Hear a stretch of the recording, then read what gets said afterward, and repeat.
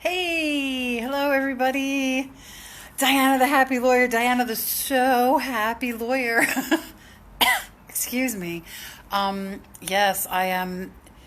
I'm in Brisbane, Australia. You're going to. Hey, Linda. I know. I know you're waiting. I know. I'm like looking. It's like 5 of 10 after whatever. 5 after 10 on Monday morning. It is 5 after 10 a.m. Monday morning in Brisbane, Australia, and that's where I am. And we got in about 2 hours ago. We booked the hotel room the night before so we would have it when we got here and not have to wait to check in at 3 o'clock. And I was just downstairs in the hot tub and the sauna.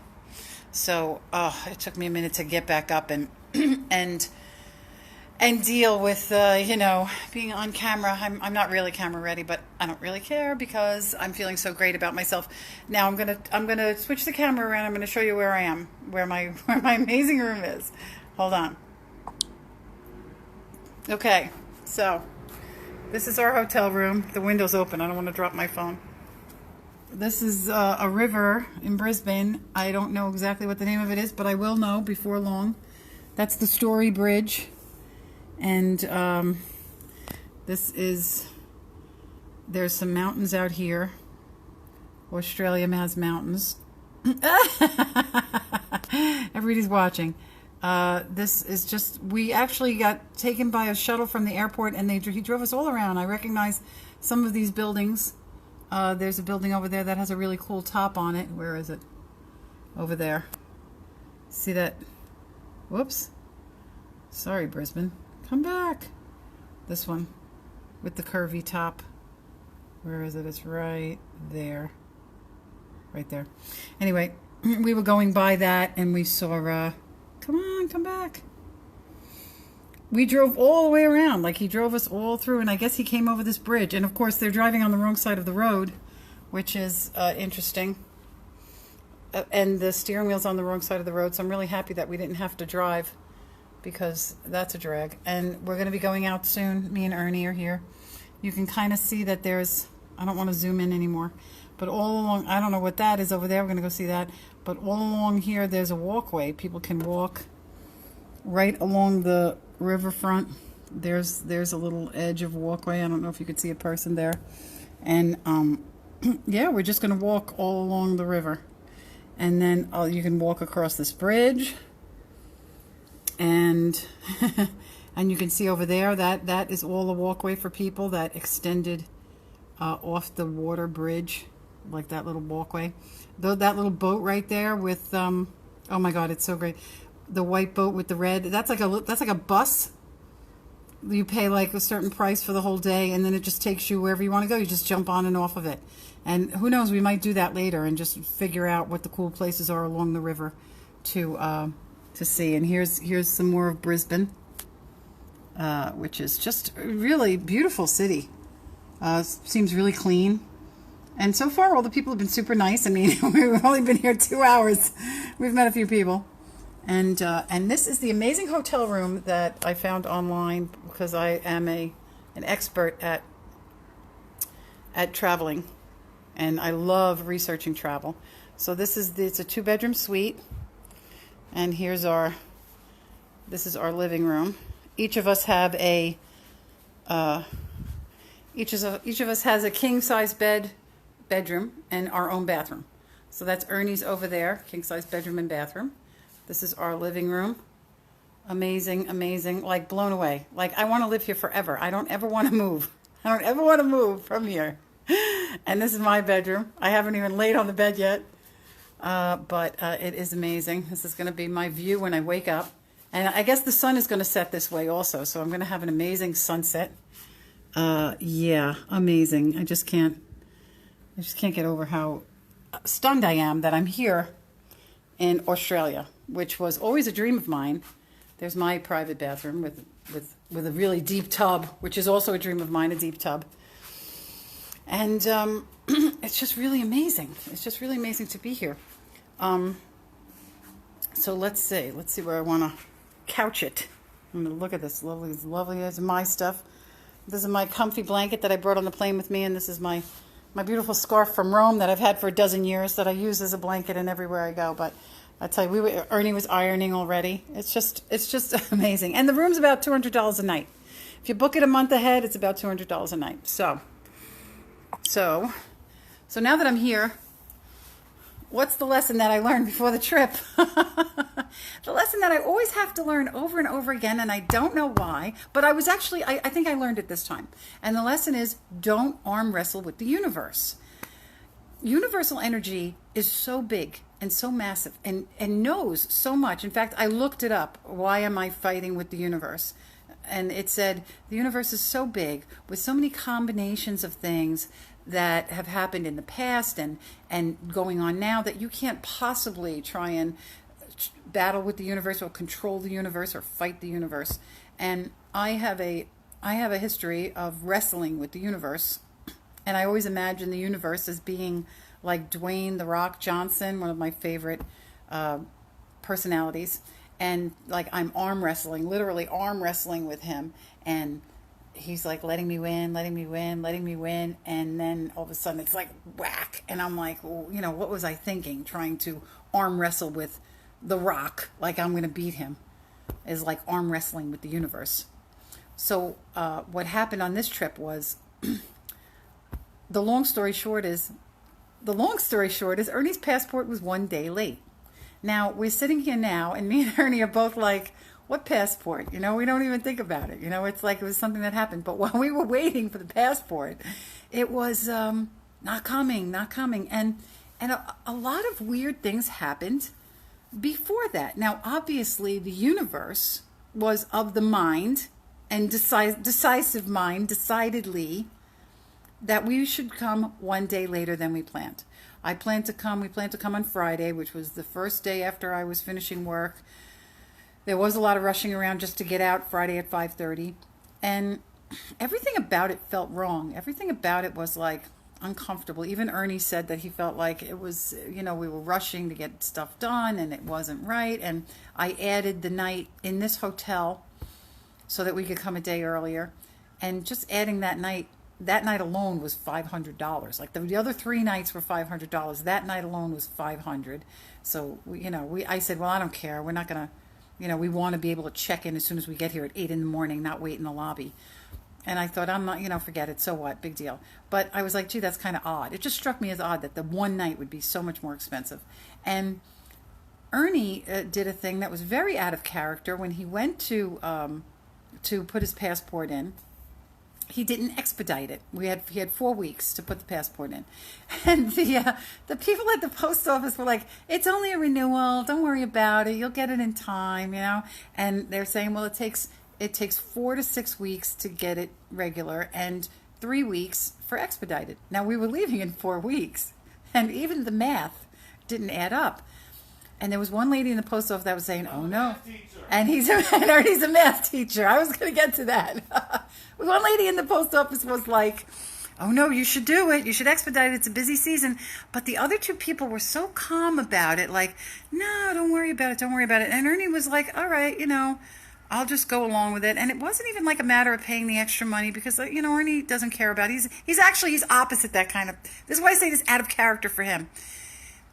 He would be like, oh, it's $70 to expedite it, just expedite it so I don't want to worry about it. And that's how he was going in with it. But then somehow these two calm people the post office people, like, "No, don't expedite it. And they lulled him into a sense of security to not expedite it.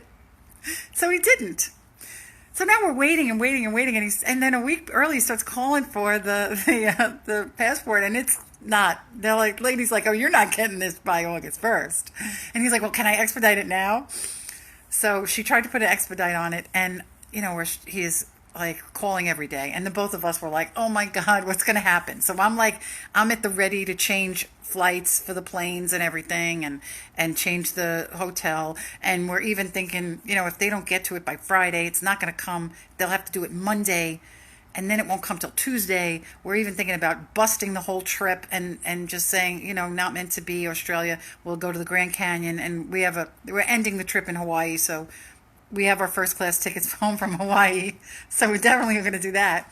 But it was so weird because, as I even said to him when we were talking about it, even the math didn't add up. if you know you're going to leave in 4 weeks, you wouldn't do something 4 to 6 weeks. And Ernie being a math teacher and me being a math person, I even said to myself, I was like, why would he do that? Why would he not go for it? And when I heard that he didn't do it, I was like, well, whatever. I'm sure it'll be fine. I was like, yeah, I'm sure it'll be fine. Everything will be taken care of. And here's the reality. Everything was fine. Everything was taken care of because the universe was in control. The universe was guiding this. And a lot of people, I'm sure when Ernie was telling people, in fact, then he lost his phone. I mean, all this crazy crap happened to him. He couldn't find my phone number. He calls our mutual friend, Pat Finn, and he's like, Pat, I need Diana's number, and can you call her and tell her I'm not getting my passport on time? Now, I know Pat's like, there's no way I'm doing that. You're on your own there. A lot of people would have freaked out. And I'm sure a lot of people said to Ernie, oh, your travel partner must be freaking out. But I said, you know what? I'm not going to freak out. There's a reason why this is happening.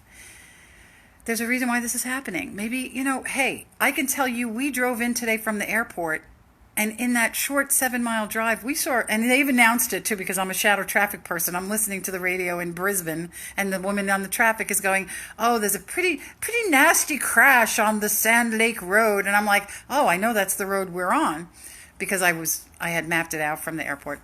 And sure enough, we go right by it, and it's like at least 3 cars, maybe 4.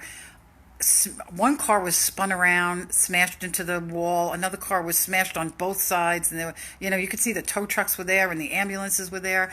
And it just made me think. Anytime I see a car crash, I just say thank you, God, that it's not me, and I'm happy and thankful for my safety.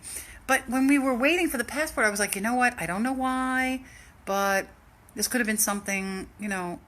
Literally could have saved my life. Ernie's actions and the calmness of the people at the post office could have been something that was saving my life, saving his life, and maybe not even life-saving. That's extreme, but I'm an extremist. What can I do?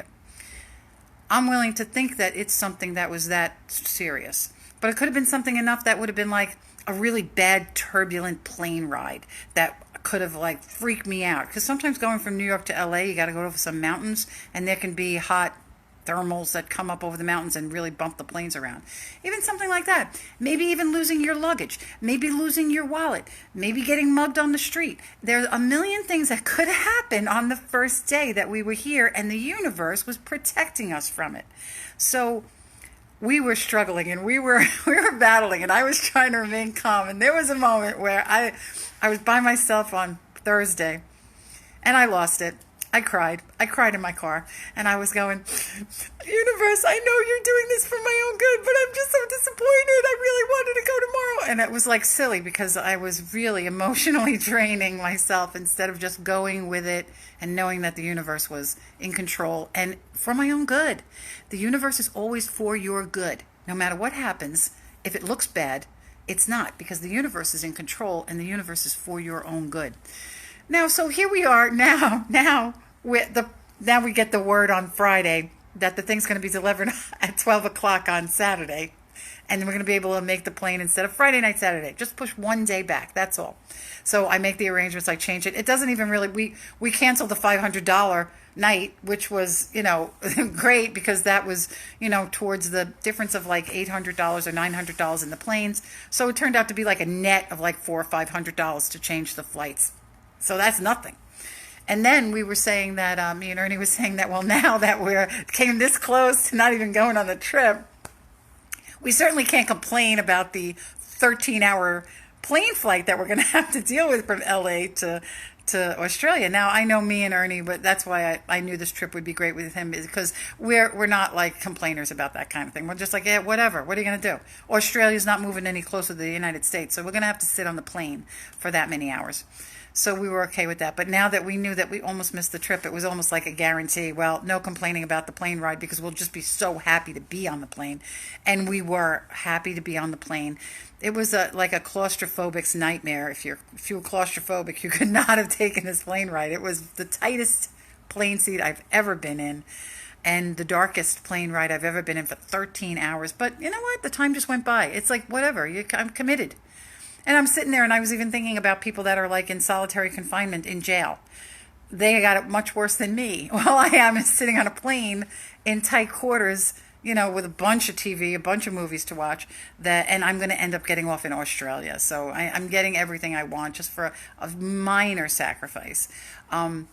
So the universe is always in control. And the funny thing too about the universe is that it sets things up way ahead of time that you don't even realize. Because me and Ernie talked all about this. How else can we get your passport? Somebody said, go all the way down at 7:30 in the morning to Hudson Street on Friday and wait online and get... And even when them saying it felt so wrong to do that, to force it so that we could leave on Friday, to get up at 6 in the morning and drive in and struggle. And they all said, you need your birth certificate. Because also you can't have two passports being processed at once or else they cancel both. So you need your birth certificate. You got to go down there. And Ernie's like, I don't have my birth certificate. So I'm like, you don't have your birth certificate. Where is it? You must have had it when you got your first passport. He's like, oh, I was living with my friend at that time and it was in a box. And, sometime after that I said to him, hey, where's that box? He said, I threw that box out. Oh, it was your box. It just had a bunch of papers in it, so I threw it out. And I said, well, is that like him to do something like that? Because this guy's a teacher also. And he's like, no, that's totally out of character for him to throw something out because he keeps everything, He's always got stuff. But this particular box he threw out like 7 years ago. So even 7 years ago, the universe was acting in our benefit to lay the groundwork for Ernie to not have his birth certificate so we could not force the passport to be done in one day. So as hard as it was, we had to just go with the flow. It was hard while it was going on, even though we both realized it. We both realized this is just meant to be. And we were okay with it. But it still hurt. It still was like arm wrestling. It was still like, does it really have to be this way? Maybe something's going to happen. Maybe the universe is going to surprise us and we're going to be able to leave on Friday. And then it was just like, nope. And so now we're here and we forgot all about that stress of the passport stress. And we certainly forgot all about the stress of the plane ride. That was like nothing. So looking back, had we said, you know what, something's going to happen that's not going to work out well the first day of our trip and it's going to ruin the rest of our trip and possibly worse. So if we just go one day later, then the trip is going to be better than we ever expected it.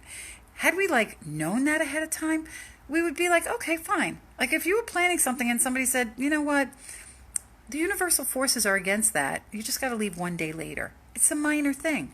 And that's what we even said. If we leave one day late, fine. I even said if we leave 2 days late or 3 days late, fine. At some point we would have pulled the whole trip if it wasn't going in our way, if the universe was still putting roadblocks up. So now looking back, it's easy to say, yeah, it was only one day. It was only one day, and it really doesn't make that much of a difference. And it didn't even cost that much to change it. But while we were going through it, it was such a struggle. And I surrendered. They say the one of the definitions of enlightenment is surrender. Surrender to the universe, that the universe has more power and is smarter than you and knows what's going on. And I did. I surrendered to the universe, so whatever. I'm enlightened. But I tell you, it was hard. It wasn't easy. It wasn't an easy surrender. I had to really go, just give it up. Just forget it. Just surrender. It's done. You can't do anything about it. And the more you fight it, the more harder it's going to be. So surrender to the universe and know that the universe has your back, basically. And this is not the first time that this has happened to me, that I've pushed and struggled with the universe. When I was living in Florida, I was trying to open a virtual reality arcade. And the first place I went to that I really liked, it had been closed for a long time, and when we went in, it stunk. It stunk like sewage. And the guy was like, oh, it's just because the pipes have been off for so long. Once we turn it on and start the plumbing again, that'll be gone.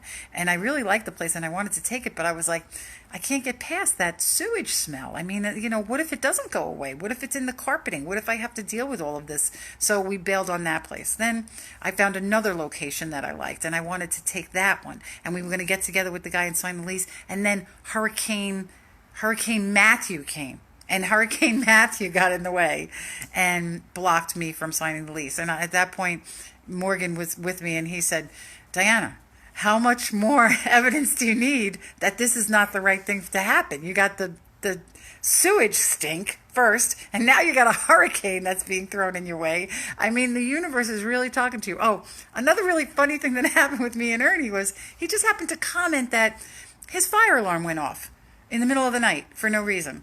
And I don't even know why he brought it up. He just mentioned it. Oh, yeah, another weird thing happened. Fire alarm went off. And I said, well, you know what? My fire alarm, the carbon dioxide detector, had been chirping for the last 2 nights, so that because I had to change the battery. And it was like literally alarms were sounding. The alarms were going off. The universe is really very clear when it speaks to you, when it lets you know when you're on the right path. If it feels good and if it's going smoothly, that's the way you're supposed to go. If alarms are going off, if people are doing things out of character, if hurricanes are coming up, if stench is in the way, it's easy to say in retrospect, looking back, obviously these were obvious signs that were blocks that you have to pay attention to. But while you're going through it, sometimes you want something so bad that you think, nah, I'm just going to do it anyway. Well, I'm here to tell you, don't do it. Pay attention to what the universe is saying. And, this goes back to simple-mindedness. And Wayne Dyer talks about this all the time, and I love him. And he says, just remember the old song from when you were a kid. Row, row, row your boat gently down the stream. Merrily, merrily, merrily, merrily, life is but a dream. So when you're rowing downstream with the current, it's easy. It's merrily, merrily, merrily. And life is a dream when you're going with the flow, when you're going with the universal energy. It's when you're pushing against the stream, when you're going upstream, when it's harder to row, when it's a struggle, and life is not a dream, when life is a nightmare. That's when you got to pay attention and you got to say, you know what? Something's not right here. And you're out of tune. You're out of vibrational unison. I mean, universe literally means one verse, universe. So you have to be in harmony with the universe. And when you're in harmony with the universe, life is beautiful. And even if it's something that seems odd, me and Ernie got to be in harmony with the universe. We realized at some point, and he felt so bad. And I was like, don't feel bad. Don't feel bad. It's okay. This is supposed to happen this way. And he's like, I'm so glad you're saying this, but I still feel bad. And I'm like, Liz, I felt bad too, but what am I going to do? The universe has spoken. And that's it. We left a day late. The universe had spoken. We left a day late. And now we're here just about to have the greatest time. We went down to, there's a spa and a sauna and a hot tub we just soaked in. Now we're going to go get some amazing lunch. We were directed by somebody to go under the Story Bridge for some great restaurants. And we have a masseuse coming to the room later at 5 o'clock and 6 o'clock to give us massages. So, life doesn't get more dreamy than that. And again, if you can see where I am, I mean, come on. This is a dream. And this is what I've worked for too. I mean, that's the other thing. You put effort into what you want out of life. Wallace Wattles says you work hard and you put effort into the things that you need to your products, what you're producing, so that when it's time to drink and be merry, you can do those things. So I work hard all year so I can drink and be merry in August, which is my vacation. And I always wanted to come to Australia. I'm going to be seeing my friend Owen in New Zealand. Ernie knows him from Florida, and Owen doesn't know that Ernie's coming, so that's going to be a real treat. Owen is going to pick us up at the airport. He's born in New Zealand. He's, lived in Florida for a while, but he's been back in New Zealand and Australia. He's in New Zealand now. And he's going to pick us up, and for 4 days, he's going to tour us through the country. And we're going to end up in Auckland. And then we're going to fly to Hawaii. And we're going to end our trip in Hawaii because, as we're saying, Australia, New Zealand, Hawaii, oh my. And that's how we're going to be enjoying the next several weeks because we both work hard.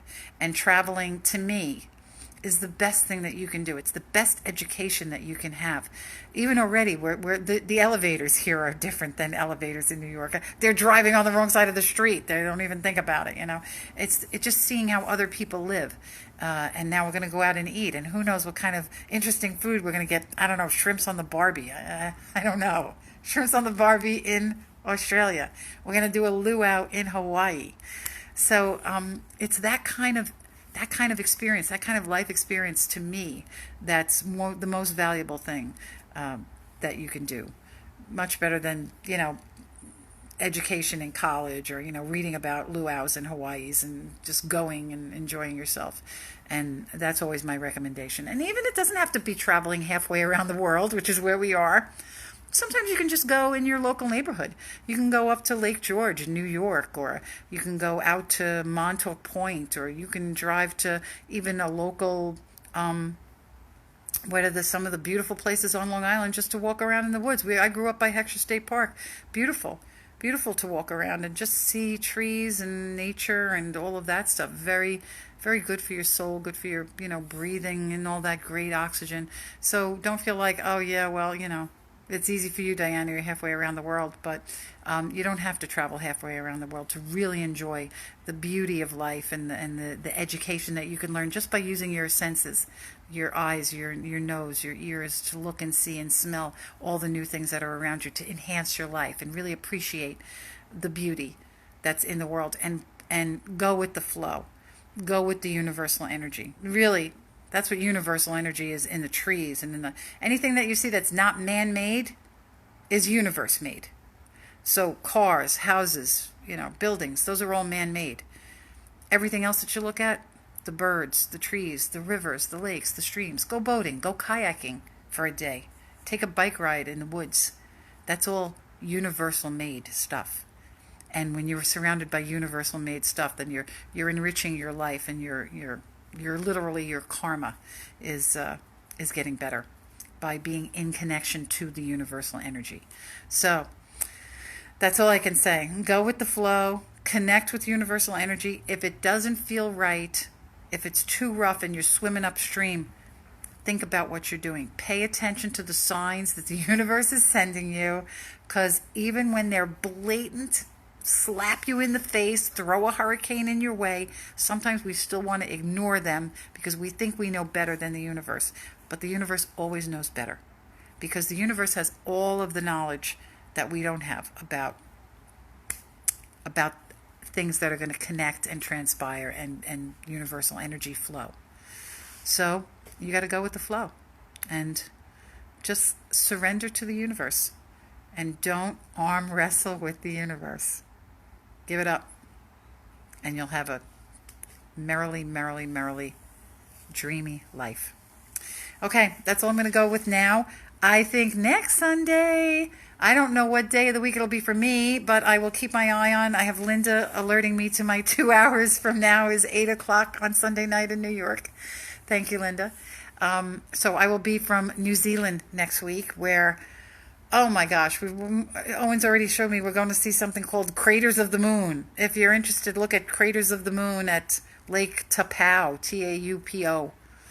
And it literally looks like Craters of the Moon. It's hot springs where there's craters and the smoke is just coming out of the ground. And there are some hot springs that we can swim in. So that seems to be next for us. So next Sunday night, Diana, the Happy Lawyer, will be live from New Zealand. And we'll see what other adventures have gone on since then and what lessons we've learned in life. And I will be sharing. And I'll be sharing all along the way. But next Sunday night, 8 o'clock, Diana the Happy Lawyer, live from New Zealand. Thank you all so much for tuning in. I love you all, and love is all you need. Bye. Bye.